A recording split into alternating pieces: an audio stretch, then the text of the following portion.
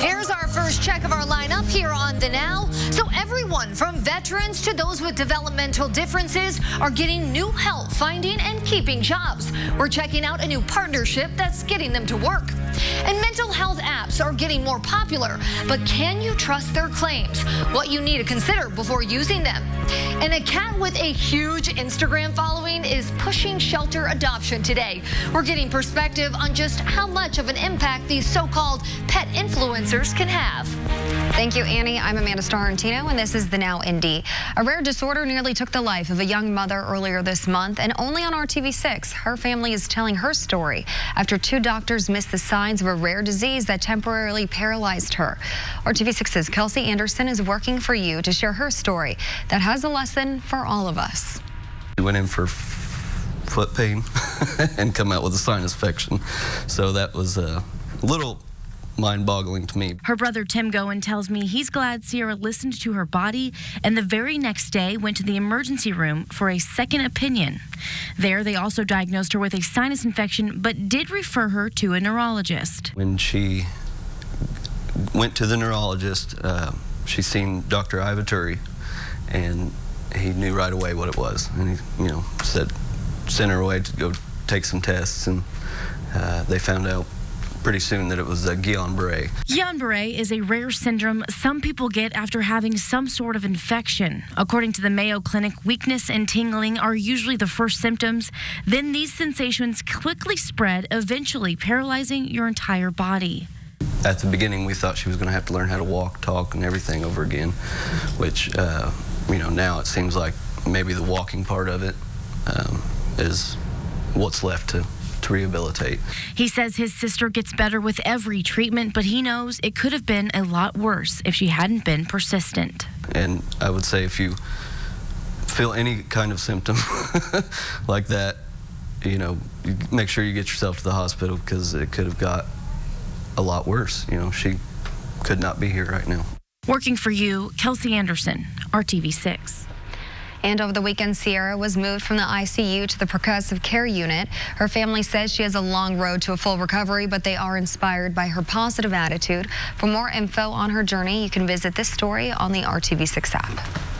Some gray skies out there, Kevin. As we transition right now, things are happening. Temperatures are falling, and that is a cool Putnam County looking out over DePauw University, where temperatures in the 40s now. Here's the veil of cloud cover. Again, we wait patiently on rain chances to increase mainly after 10 p.m. They'll come from southwest to northeast as the showers develop, and it will be a cool rain.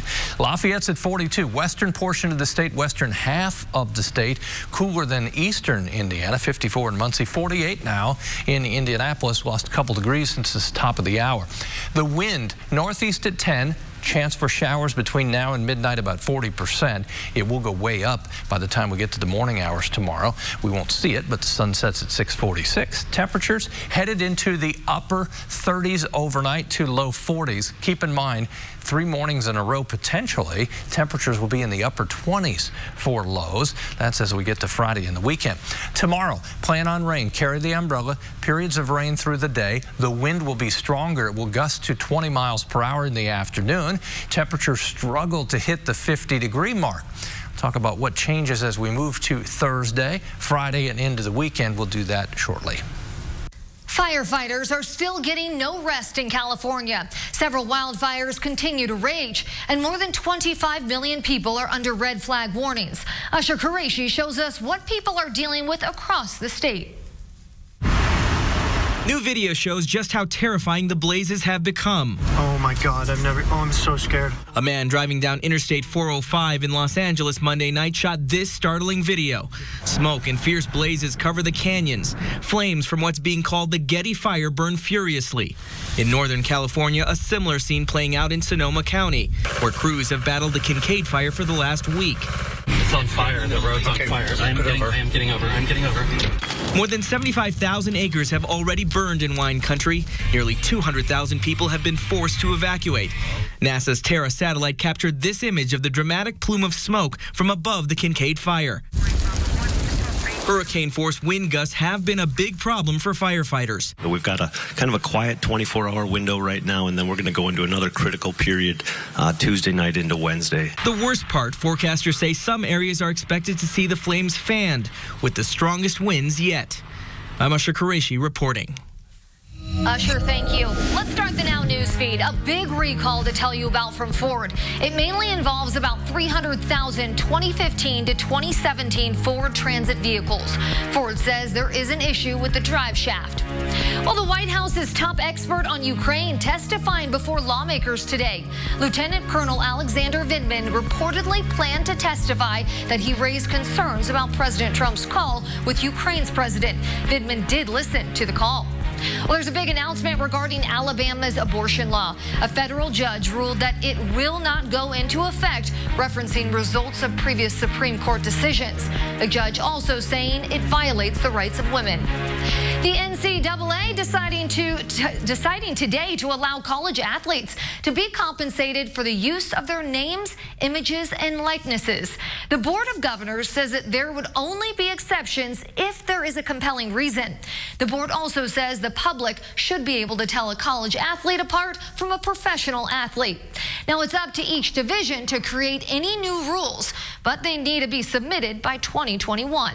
And still ahead in our lineup, how everyone from veterans to those with developmental differences are getting new help dealing with a barrier that can keep them from finding and even keeping jobs. Tonight at Rubens Mattress and Furniture. Hundreds of new jobs are coming to Westfield. Hoosiers will be needed to help produce a medical device used in heart procedures. Chicago-based healthcare company Abbott chose Westfield for its new 120,000 square foot manufacturing plant and create more than 450 jobs over the next several years. Workers will help produce a cardiac device used to replace leaky valves in the heart without the need for open heart surgery. Construction on the plant is set to begin later this year along US 31. The facility is expected to be fully operational by the end of 2021. Annie. The government is making sure people don't get phished or scammed while filling out the 2020 census. Scammers are taking advantage of the survey by pretending to be with the census via email or even in person. The Census Bureau says if someone comes knocking on your door, make sure this person has a valid ID badge with the Department of Commerce watermark. The Bureau also reiterates that it will not contact you via email and it will never ask for your social security number, financial information, or money. Lyft is looking to help break through some of the barriers that keep people from finding and keeping jobs. They're offering free and discounted rides to and from job training programs and interviews. They're even driving people during their first few weeks on the job until they can come up with their own transportation. So Lyft is working with groups that help those with low incomes, veterans, and those with developmental differences. The National Down Syndrome Society reports people living with disabilities in the U.S. have a difficult time leaving home, and that's because they don't have transportation. So a ride to work is about more than just a paycheck. It's not only beneficial for working, but just being out in the community and being integrated into society in a very productive way. Lyft's initiative ties directly into an effort to create 1 million jobs for people with developmental disabilities by 2025. The National Down Syndrome Society says you won't find a more loyal employee. It's incredible to have them here in the office. You know, they sort of give a lightheartedness to everything. They're incredible to work with. They're so hardworking and dedicated. To find out how to take advantage of Lyft's free or discounted rides for work, check with their national partners. The program is rolling out in more than 35 U.S. and Canadian cities with the greatest income and transportation needs. Well, ahead in our lineup, there are a growing number of apps available to help your mental health. But do they have the research to back them up? What you need to look for when you're considering this type of technology. Keller and Keller. Checking in on the Now News feed, Amazon adding a new perk for Prime members. It will make its grocery delivery service free.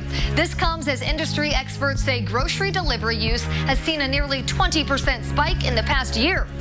Well, would you essentially may watch TV shows on fast forward to be able to view them quicker, Netflix is reportedly testing a feature that would allow viewers to watch shows or movies faster, but keep the audio the same. The move is already drawing backlash from big players in Hollywood. And Jeopardy host Alex Trebek isn't letting his battle with cancer stop him from making an impact on others. A 32-year-old with autism was devastated by Trebek's diagnosis, but after a request from his mom, Trebek called him. Trebek says he tries to call fans with special needs as often as he can. Well, more kids are turning the TV off and turning to YouTube. Common Sense Media just released a report that details how much screen time kids and teens are getting. The number of young people watching online videos daily has more than doubled since 2015. And many of them are watching YouTube for about an hour a day. Experts say part of the appeal is that people can watch things related to their unique and specific interests. I think online videos offer a lot in terms of individualization and personalization. If you have a specific interest or a celebrity that you like or personality that you enjoy, it's very easy to find content that is perfectly suited for you. But that's changing the family dynamic. Families are no longer sitting down in one room to watch shows or movies together. So experts at Common Sense Media say it's up to parents to make sure it happens. Certainly you want to carve out places and times in your home that are device free. So, in terms of getting kids away from YouTube, if they're spending too much time on YouTube, make sure that the bedroom, for example, is a device free zone, or that mealtime is a device free time. Another part of the report that alarmed experts is that a lot of children under the age of 13 are watching YouTube.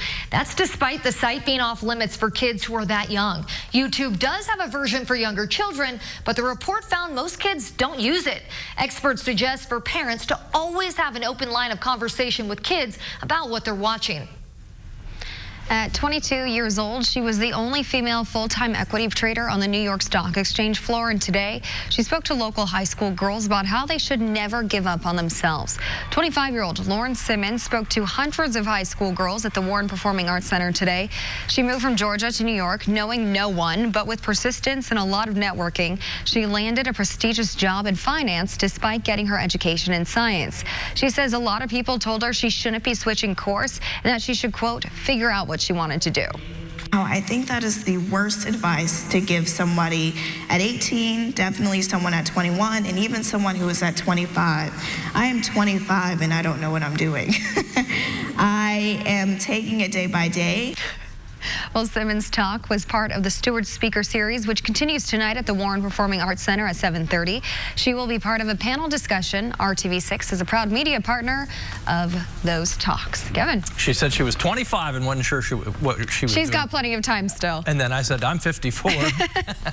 Okay, you see a little fog there, and there's a reason for that. Quick temperature change here as we fall eventually into the upper 30s and lower 40s, but it's cool right now. Periods of rain next 2 days. Not a constant rain, but may see half an inch to an inch in spots. Rain-snow mix looking more likely for Thursday night after 7 or 8. Keep our eye on that. Then a much colder but dry Friday is on the way. There's the gray of the cloud cover that you see out your window right now.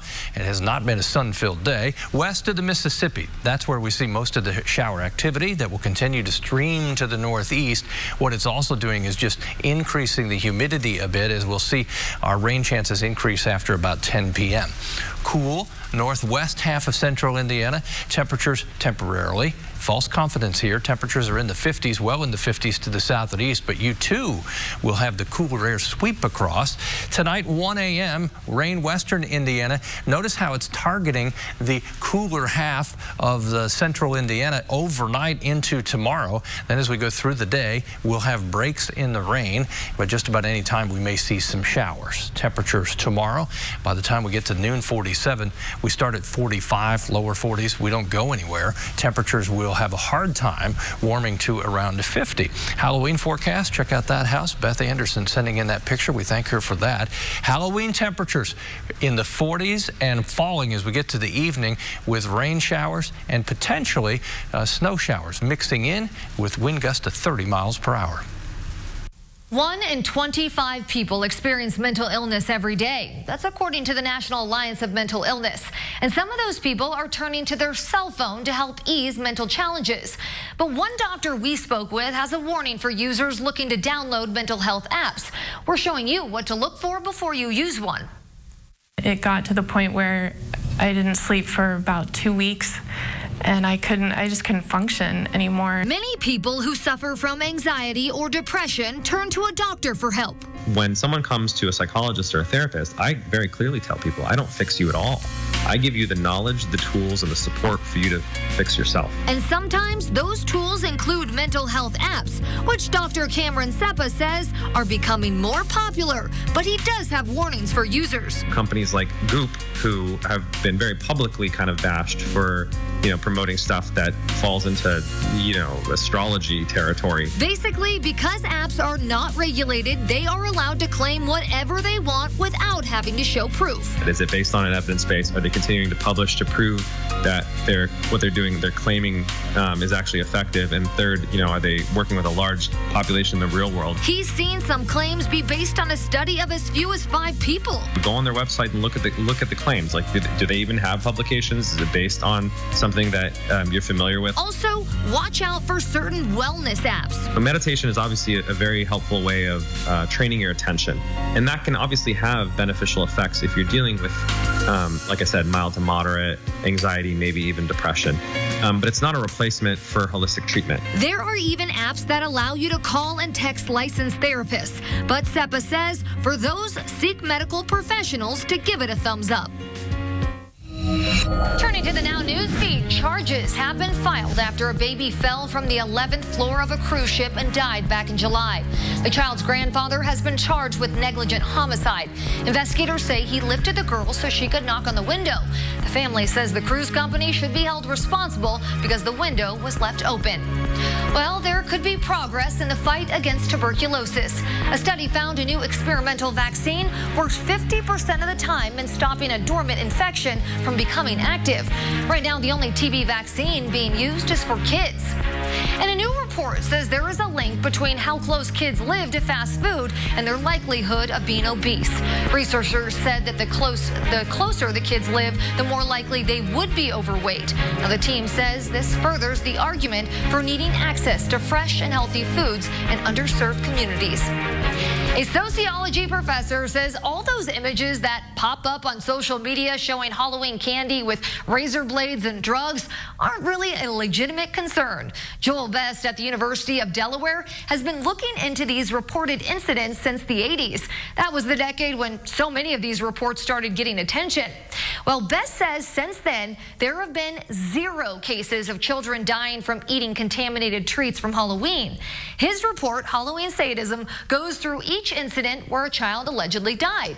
Best did find out that in some of these cases, children happened to die from natural causes right around Halloween. In one case, one father used the hysteria about tainted treats to hide his son's death. Medical articles have also disputed some of these claims. And Best says these, quote, legends come up every year because they're the perfect Halloween story. Halloween's a night when you send your children who you love out into the world, and they're going to encounter strangers, and that's a little bit scary.